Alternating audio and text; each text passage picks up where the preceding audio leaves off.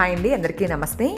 ఈరోజు మన ఛానల్లో రాత్రి మిగిలిన అన్నాన్ని వేస్ట్గా పడేయకుండా ఎంతో రుచిగా ఉండే ఆవకాయ ఎగ్ ఫ్రైడ్ రైస్ ఎలా తయారు చేసుకోవాలో చేసి చూపిస్తాను.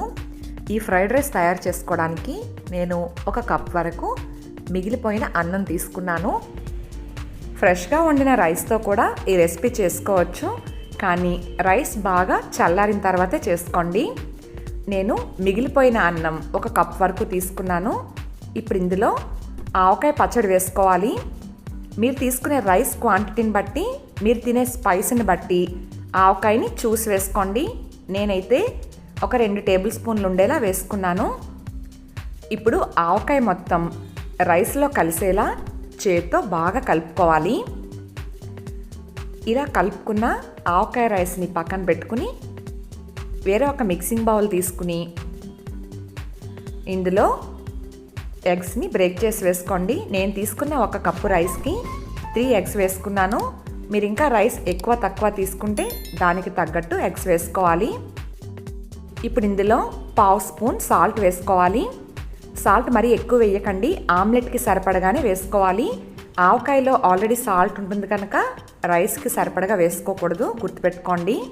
అలాగే 1/2 స్పూన్ మిరియాల పొడి వేసుకుని 1/2 స్పూన్ పసుపు వేసి ఇవన్నీ కలిసేలా బాగా కలుపుకోవాలి. ఆమ్లెట్ వేసుకునే బ్యాటర్ అయితే రెడీ అయిపోయింది.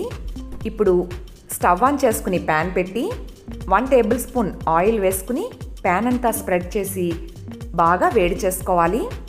ఆయిల్ కాగిన తర్వాత ముందుగా కలిపి పెట్టుకున్న ఎగ్ మిశ్రమం మొత్తం వేసి మంటను మీడియం ఫ్లేమ్లో పెట్టి కాస్త కాలిన తర్వాత గరిటెతో అటు ఇటు కదుపుకుంటూ చిన్న చిన్న పీసెస్లా కట్ చేస్తూ ఫ్రై చేసుకోవాలి.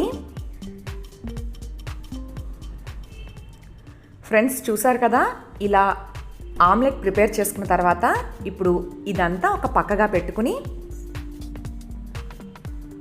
2 టేబుల్ స్పూన్ల వరకు ఆవకాయ పైనుండే ఆయిల్ వేసుకోండి. ఈ ఆయిల్ లేకపోతే నార్మల్ ఆయిల్ అయినా వేసుకోవచ్చు, కానీ ఆవకాయ పైన తేలే నూనె వేస్తే టేస్ట్ బాగుంటుంది. ఆయిల్ కొంచెం కాగిన తర్వాత 1/2 స్పూన్ సన్నగా కట్ చేసిన అల్లం ముక్కలు, 1 స్పూన్ సన్నగా కట్ చేసుకున్న వెల్లుల్లి ముక్కలు వేసుకుని 1/2 కప్పు క్యాప్సికమ్ ముక్కలు, 1/2 కప్పు క్యారెట్ ముక్కలు వేసి ఒక 1 మినిట్ పాటు వేయించుకోవాలి. మరి ఎక్కువసేపు ఏమీ వేయించిన అవసరం లేదండి. ఇలా కాస్త వేగిన తర్వాత మనం ముందుగా వేసి పెట్టుకున్న ఆమ్లెట్ కూడా కలుపుకుంటూ ఒక 1 మినిట్ పాటు వేయించాలి.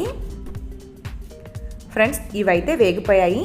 ఇప్పుడు ముందుగా కలిపి పెట్టుకున్న ఆవకాయ రైస్ మొత్తం వేసుకుని రైస్ అంతా వేడిగా అయ్యేంత వరకు మీడియం ఫ్లేమ్లో జాగ్రత్తగా కలుపుకుంటూ వేయించుకోవాలి. ఎక్కువగా కలిపితే రైస్ మెత్తగా అయిపోతుందండి.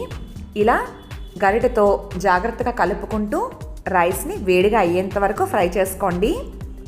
ఇందులో ఎలాంటి స్పైసెస్ వేయనవసరం లేదండి. ఉప్పు కానీ కారం కానీ ఇలా ఏమీ వేయనవసరం లేదు. ఆవకాయలో ఉండే ఆ స్పైస్ సరిపోతుంది. చూసారు కదా, ఇలా బాగా వేయించుకున్న తర్వాత ఆవకాయతో ఎగ్ ఫ్రైడ్ రైస్ రెడీ అయిపోయినట్టే.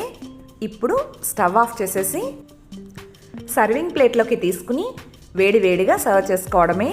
ఫ్రెండ్స్, చూసారు కదా, మిగిలిపోయిన అన్నాన్ని వేస్ట్గా పడేయకుండా ఎంతో రుచిగా ఉండే ఆవకాయ ఎగ్ ఫ్రైడ్ రైస్ ఎలా తయారు చేసుకోవాలో ఇలా నేను చెప్పిన ఈ ప్రాసెస్లో తప్పకుండా ఒకసారి ట్రై చేయండి. టేస్ట్ చాలా బాగుంటుంది. పిల్లలు పెద్దలు ఇష్టంగా తింటారు. మీరు ట్రై చేసిన తర్వాత ఎలా వచ్చిందో మీ విలువైన కామెంట్ని తెలియచేయడం మాత్రం మర్చిపోవద్దు. ఐ హోప్ ఈ వీడియో మీ అందరికీ నచ్చింది అనుకుంటున్నాను. Thanks for watching. Please like, share, comment and subscribe to my channel.